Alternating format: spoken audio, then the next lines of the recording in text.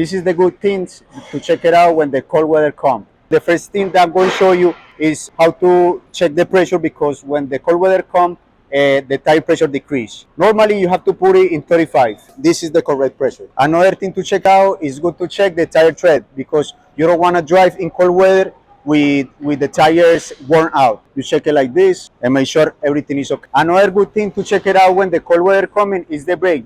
You want to make sure your brake pads is in good shape. That's why I use this tool. You put it here and make sure everything is fine. Come visit us for check your brakes. Another thing to check out is the battery, because if the battery is not in good shape, it not have enough power, the engine going have a hard time to start. If you need to check the battery, come and visit us. When the falls come, the suns go early. That's why you have to check your headlights, also your brake lights. Make sure you hit this good before the falls come, for you stay warm and relaxed.